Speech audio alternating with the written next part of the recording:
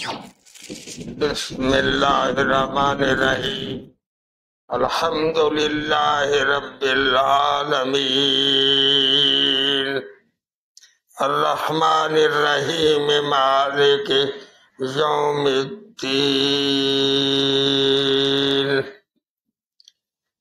9th Muharramul Haram. On the night of the 9th Muharramul Haram, Imam Hussain alayhi salam and Umar bin Saad had their last conversation. Hazrat Abbas alayhi salam and Ali Akbar alayhi salam were also with them. On the morning of the 9th, he ordered Hazrat Abbas alayhi salam to dig the well again, but no water came out.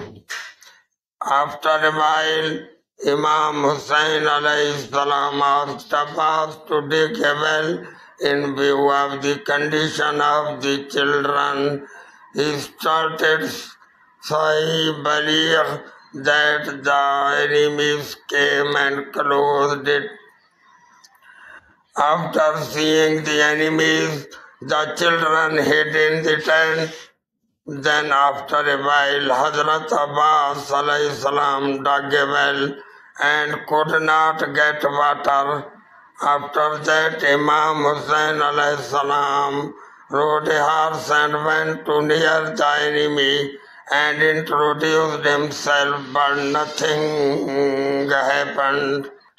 Historians write that on the 9th, Shimr returned to Kufa and complained to Umar ibn Saad and obtained a strict order from Ibn Ziyad, the purpose of which was to kill Hussain alayhi salam. If he did not pledge any guns and run horses, you are not able to do this, then give Shimr. Upon receiving Ibn Ziyad's order, Ibn Saad was ready to comply. On the same night and date, Shimr offered peace to Hazrat Abbas alayhi salam and his brothers, but they boldly refused it.